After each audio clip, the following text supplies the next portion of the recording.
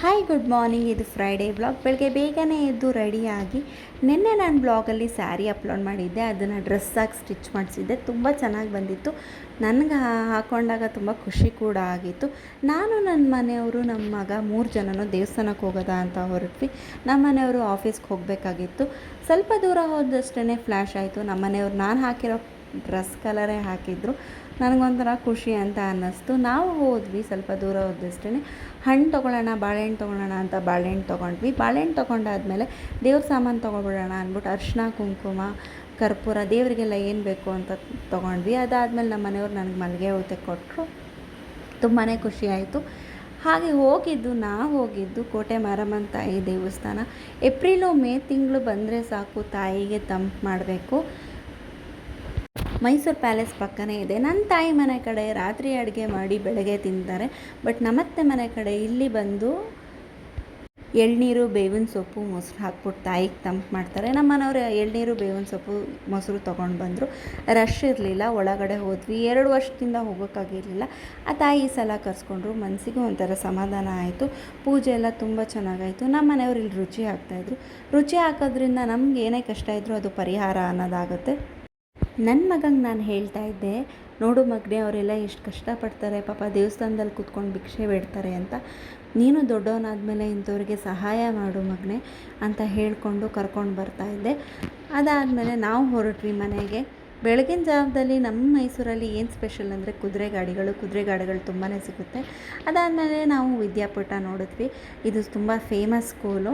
ಬಸವಣ್ಣ ಅವರ ಸ್ಟ್ಯಾಚ್ಯೂ ಕೂಡ ಇತ್ತು. ಅಗ್ರಹಾರ ಸರ್ಕಲ್ಗೆ ಹೋದ್ವಿ. ನಮ್ಮನೆಯವ್ರು ಹೇಳ್ತಾಯಿದ್ರು, ಆಗಿನ ಕಾಲದಲ್ಲಿ ಬ್ರಾಹ್ಮಿಣ್ಸ್ಗಳು ಇಲ್ಲೇ ಸ್ಟೇ ಮಾಡ್ತಾಯಿದ್ರು. ಅಗ್ರಹಾರ ಸರ್ಕಲ್ ಅಂತ ಕರೀತಾರೆ. ಬ್ರಾಹ್ಮಣರಿಗೆ ಅಂತಲೇ ಇದು ಒಂದು ಏರಿಯಾ ಅಂತ ಹೇಳ್ತಾಯಿದ್ರು. ಅಲ್ಲಿಂದ ಸ್ವಲ್ಪ ಮುಂದೆ ಗಣಪತಿ ದೇವಸ್ಥಾನ ಸಿಗುತ್ತೆ.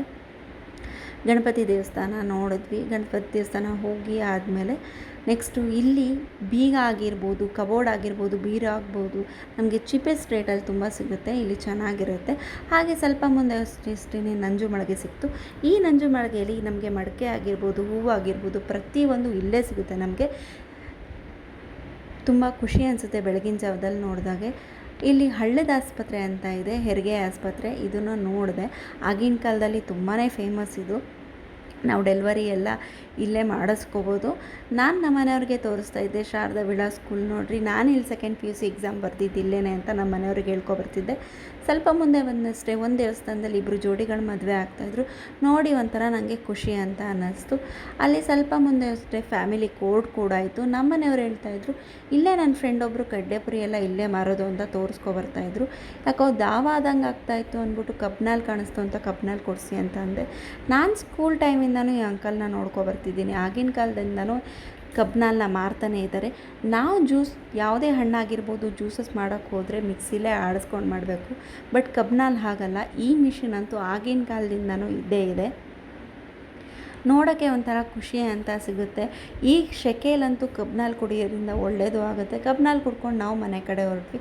ಹೋಗ್ತಾ ನನ್ನ ಮಗಂಗೆ ತೋರಿಸ್ತಾ ಇದ್ದೆ, ನಾನು ಡ್ಯಾನ್ಸ್ ಕಲ್ತಿದ್ದು, ಸಂಗೀತ ಕಲ್ತಿದ್ದು ಇಲ್ಲೇ ಅಂತ ಅಂದ್ಬಿಟ್ಟು ಕಾಂಪ್ಲೆಕ್ಸಿಗೆ ಬಂದ್ವಿ. ಆಗಿನ ಕಾಲದಲ್ಲೂ ಫೇಮಸ್ ಅಂತ ಶಾಂತಿ ಸಾಗರ್ ಕಾಂಪ್ಲೆಕ್ಸ್ ಅಂತ ಇದೆ. ಹೊಸದಾಗಿ ಮೈಸೂರು ಮೈಲಾರಿ ಕೂಡ ಮಾಡಿದ್ದಾರೆ, ಕನ್ಸ್ಟ್ರಕ್ಟ್ ಮಾಡಿ.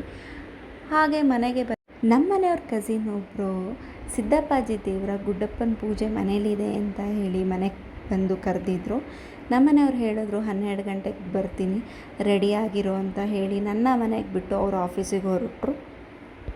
ನಾನು ಮನೆಗೆ ಹೋಗಿ ರೆಡಿಯಾಗಿ ತಿಂಡಿ ಎಲ್ಲ ತಿಂದ್ಕೊಂಡು 12 ಗಂಟೆಗೆ ಹೊರಟ್ವಿ. ಇದು RMC. ಪ್ರತಿಯೊಂದು ತರಕಾರಿನೂ ಇಲ್ಲೇ ಸಿಗುತ್ತೆ. ಮಧ್ಯರಾತ್ರಿ 2 ಗಂಟೆ 3 ಗಂಟೆಗೆಲ್ಲ ಸಿಗುತ್ತೆ ಅಂತ ನಮ್ಮ ಮನೆಯವ್ರು ಹೇಳ್ತಾಯಿದ್ರು. ಸ್ವಲ್ಪ ಮುಂದೆ ಹೋದಷ್ಟೇ ಮಾಲ್ ಆಫ್ ಮೈಸೂರು ಸಿಕ್ತು. ನಾವು ಹೋಗಿದ್ದೆ ಕ್ಯಾತ್ಮಾನಹಳ್ಳಿಗೆ. ಅವ್ರ ಮನೆ ಇದ್ದಿದ್ದು ಕ್ಯಾತ್ಮಾನಹಳ್ಳಿ. ಇಲ್ಲೇ ಸ್ವಲ್ಪ ಮುಂದೆ ಹೋದಷ್ಟೇ ಮೈಸೂರು ಕರ್ಗ ಅಂತ ಬರ್ತಿದ್ರು. ನನಗೆ ಇಲ್ಲಿ ಮಾಡ್ತಾರೆ ಅಂತ ಗೊತ್ತಿರಲಿಲ್ಲ. ನೋಡಿ ತುಂಬಾ ಖುಷಿಯಾಗಿತ್ತು. TV ನ್ಯೂಸ್ ಪೇಪರಲ್ಲಿ ನೋಡ್ತಾ ಇದ್ದೆ. ಇಲ್ಲಿ ನೋಡೋಷ್ಟೇ ಒಂಥರ ಆಶ್ಚರ್ಯ ಕೂಡ ಆಯಿತು. ಅಲ್ಲಿ ಸ್ವಲ್ಪ ಮುಂದೆ ಝೂ ನೋಡ್ತಾ ಇದ್ದೆ. ತುಂಬ ಟೂರಿಸ್ಟ್ ಗಾಡಿಗಳು ನಿಂತಿತ್ತು. ತುಂಬ ರಶ್ ಇರ್ತಿದೇನೋ ಅಂತ ನಮ್ಮ ಮನೆಯವ್ರ ಹತ್ರ ಮಾತಾಡಿಕೊಂಡು ಹೋಗ್ತಾ ಇದ್ದೆ. ನನ್ನ ಮಗಂಗೂ ತೋರಿಸ್ತಾ ಇದ್ದೆ, ಝೂ ಇಲ್ಲೇ ಇರೋದು ಮಗನೇ ಅಂತ. ಅವನು ಚಿಕ್ಕ ವಯಸ್ಸಲ್ಲಿ ಕರ್ಕೊಂಡೋಗಿದ್ದು. ಅದಾದಮೇಲೆ ಸ್ವಲ್ಪ ಮುಂದೆ ಇಲ್ಲಿ ಎಕ್ವೇರಿಯಮ್ ಅಂತ ಮಾಡಿದ್ದಾರೆ. ಮೈಸೂರಲ್ಲಿ ತುಂಬ ಪ್ಲೇಸಸ್ ಮಾಡಿದ್ದಾರೆ. ಫಸ್ಟೆಲ್ಲ ನಾನು ನೋಡಿದಾಗ ಈ ಥರ ಪ್ಲೇಸಸ್ ಎಲ್ಲ ಇರಲಿಲ್ಲ. ಎಕ್ವೇರಿಯಮ್ಮು ತುಂಬ ಚೆನ್ನಾಗಿದೆ. ಇಲ್ಲಿ ಸ್ವಲ್ಪ ಮುಂದೆ ಹೋದಷ್ಟೇ ಮ್ಯೂಸಿಯಮ್ ಸಿಕ್ತು. ಇದನ್ನು ನಾನು ನೋಡಿಲ್ಲ, ಕರ್ಕೊಂಡೋಗಿ ಅಂತ ಹೇಳ್ತಾ ಇದ್ದೆ ನಮ್ಮ ಮನೆಯವರಿಗೆ. ಅಲ್ಲಿ ಸ್ವಲ್ಪ ಮುಂದೆ ಹೋಗ್ತಾ ಹೋಗ್ತಾ ಪ್ರತಿಯೊಂದು ನೋಡಿಕೊಂಡು ನಾವು ಹೋದ್ವಿ. ನಮ್ಮ ಮನೆಯಿಂದ ಕ್ಯಾತ್ಮನಹಳ್ಳಿ ತುಂಬ ದೂರ ಇದೆ. ಇಲ್ಲಿ ಹೊಸದಾಗಿ ಯಾವುದೋ ಒಂದು ಬಿಲ್ಡಿಂಗ್ ಏನೋ ಕಟ್ತಾ ಇದ್ದಾರೆ. ಅದಾದಮೇಲೆ ಸ್ವಲ್ಪ ಮುಂದೆ ಹೋದಿಸ್ರೆ ರಾಯಲ್ ಮಾರ್ಟ್ ನೋಡಿದೆ. ಇನ್ಸ್ಟಾಗ್ರಾಮಲ್ಲೆಲ್ಲ ನೋಡ್ತಿದ್ದೆ, ಬಟ್ ಡೈರೆಕ್ಟಾಗಿ ನಾನು ನೋಡಿರಲಿಲ್ಲ. ನಮ್ಮ ಮನೆಯವ್ರು ತೋರಿಸಿದ್ರು. ಹಾಲಿನ ಡೈರಿನೂ ನೋಡ್ತಾ ಇದ್ದೆ. ಹಾಲಿನ ಡೈರಿ ಆವಾಗ ನಮ್ಮ ಸ್ಕೂಲಲ್ಲಿ ಟ್ರಿಪ್ಪಿಗೆ ಕರ್ಕೊಂಡೋಗಿದ್ದು, ಇವಾಗಲೇ ನಾನು ನೋಡ್ತಾ ಇರೋದು. ಇಲ್ಲಿ ನಾನು ಜಾಸ್ತಿ ಇದು ಮಾಡಲ್ಲ. ಗಿಂಕ್ಷನ್ನಿಗೆ ಹೋದಾಗ ಮಾತ್ರ ಇಲ್ಲಿ ಈ ಕಡೆ ಎಲ್ಲ ಓಡಾಡ್ತೀನಿ. ಫಸ್ಟು ಹೋಗೋಣ ಅಂತ ಅಂದ್ಬಿಟ್ಟು ಹೊರಟ್ವಿ. ಬಿಸಿಲು ಸ್ವಲ್ಪ ತುಂಬಾ ಇತ್ತು. ನಾವು ಹೋಗೋಷ್ಟರಲ್ಲಿ ಒಂದು 12:30 ಆಗೋಗಿತ್ತು. ನಮ್ಮ ಮನೆಯಿಂದ ಒಂದು ಅರ್ಧ ಗಂಟೆ ಆಗುತ್ತೆ. ಕ್ಯಾತ್ಮನಹಳ್ಳಿಗೆ ಹೋದ್ವಿ. ಇಲ್ಲಿ ತುಂಬ ಹಂಚಿನ ಮನೆಗಳು ಕಾಣಿಸ್ತಾ ಇತ್ತು. ನಮ್ಮ ಮನೆಯವ್ರನ್ನ ಕೇಳ್ತಾ ಇದ್ದೆ. ಅದಕ್ಕೆ ನಮ್ಮ ಮನೆಯವ್ರು ಹೇಳಿದ್ರು, ಹೌದು ಇಲ್ಲೆಲ್ಲ ಹೀಗೆ ಇರ್ತಾರೆ ಹಂಚಿನ ಮನೆಗಳು ಅಂತ. ನೋಡಿ ತುಂಬಾ ಖುಷಿ ಆಯಿತು. ಫಸ್ಟ್ ಹೋಗಿ ದೇವ್ರ ದರ್ಶನ ಮಾಡೋಣ ಅಂತ ಅಂದ್ಬಿಟ್ಟು ಹೊರಟ್ವಿ.